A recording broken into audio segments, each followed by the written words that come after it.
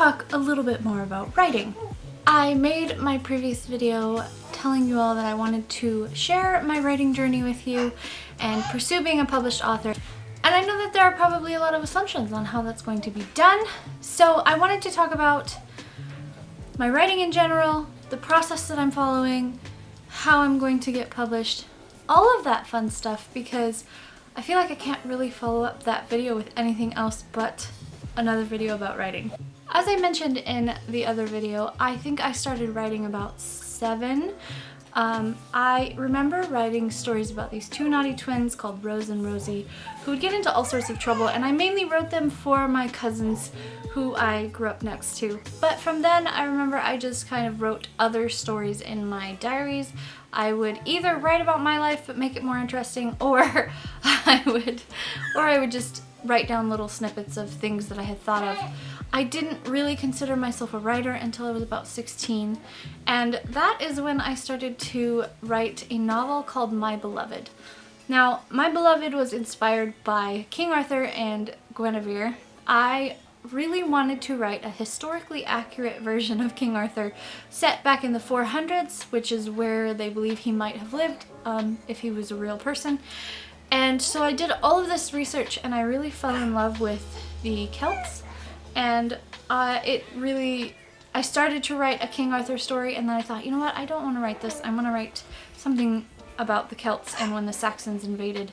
And so that became My Beloved. It was right around then that I started to post my stories online on a website called Fiction Press, and once I started posting My Beloved, I got semi-famous.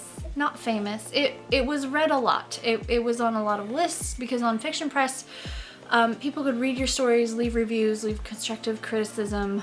They could save your stories to lists. They could add them to like best on the website or whatever.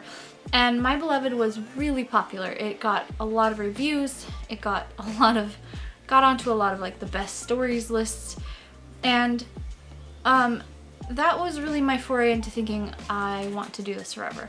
After I finished My Beloved, I wrote for National Novel Writing Month, which is where you try to write a novel in a month. And it is doable if you write about 1,600 words a day. So I did that. I wrote a novel in a month, and it was terrible, and it will never see the light of day. But after that, I started several different novels, spanning from Victorian era, some from medieval times, and some in the modern day. And I didn't finish any of them. I got really close with several, but I slowly started to lose my writing mojo, I guess, because I felt like, oh, I will never write anything as great as My Beloved, is how I felt at the time. And I knew that I wanted to write, and I wanted to write and write and write, but I just never really finished anything because I would kind of lose steam towards the end. And then I started to feel like what I was writing was kind of stupid. I felt like being a female romance novelist was just so cliche, and I wanted to challenge myself and try to write things that weren't romance. And then I got married and I had kids, and I completely quit writing for like 8 years. I thought that I had lost my ability to write. I thought that it was over, that I wasn't going to be a writer, that I could no longer call myself a writer. I just thought I had lost it. I didn't push myself to keep writing when I should have. But then last year, I started to write again. And I felt that old spark of love for writing that I had had for so long. And I realized that I really want to continue to pursue writing. So in essence, I've been writing for 25 years on and off, but it's not been until the last year that I really realized I do want to do this. I do want to pursue writing. I want to publish my novels. I want to share my stories with other people. And so here we are now, where I am working on a novel. I don't know when it will be done. I'm aiming for November. And so far as publishing goes, about 2 years ago I published a novella called Waterfall that I wrote 10 years ago in 3 days.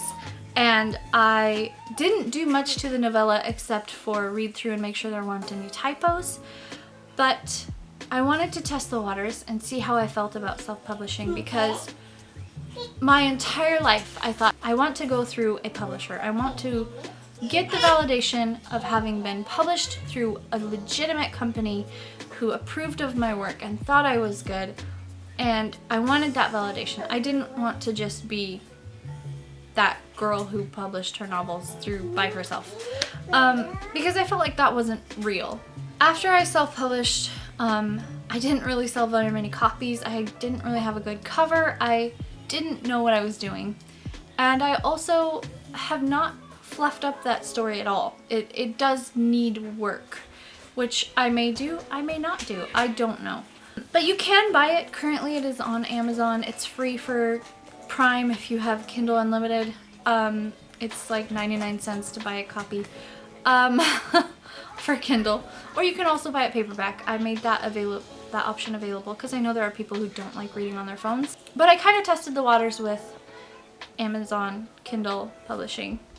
And at the time I was like, no, I don't really like this. I don't want to do this. I want to pursue a publisher and get that validation. And I didn't sell very many copies, which understandably I didn't have a good cover. I didn't market myself at all. I didn't share it. I didn't let people know that I had written a novella and published it on Amazon. I didn't do any of that because I was really unsure. But lately I have been researching, what do I really want to do? Do I want to pursue traditional publishing? Because right now, with COVID-19 happening, a lot of publishers aren't accepting submissions in my genre of writing. There are a lot of publishers who just can't handle submissions right now, so they have shut it down completely. A lot of publishers require you to submit through a query agent, and I don't have one of those. I don't have the money to do that right now. And a lot of companies, almost every company is different. They require you to write a different cover letter about yourself. They require a different portion of the book. They require different specifications of how the book is submitted to the publisher. So if I was to find a publisher, it would have to be someone who wasn't shut down for COVID-19, who wasn't requiring a query agent, and whose requirements for submission I could actually meet easily, because I'm a mom and I have 4 kids and it's a lot of work. So I looked into that and I realized that I don't know if I have to have that validation anymore, or if I just want to share my writing. Because the biggest joy for me has always been creating a story that moves people and that captures somebody's attention and provides them that escape from real life. And just, I like to share my writing. I shared my writing online for a long time. For like 6 or 7 years, I put up my writing for free online.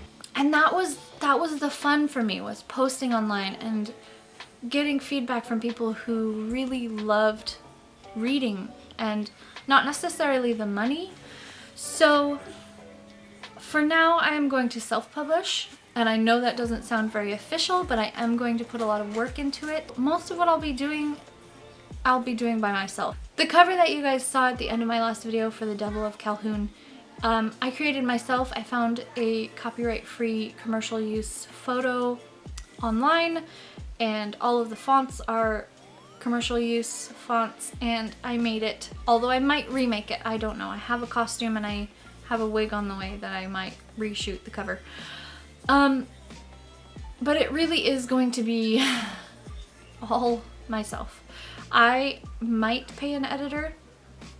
That could be the one thing that I do, just to make sure that I'm getting the best version of my stories out there. But I haven't really gotten to that point yet. I'm only 10 chapters into this book. Yeah, that is the gist of what I'm doing writing-wise. Wow!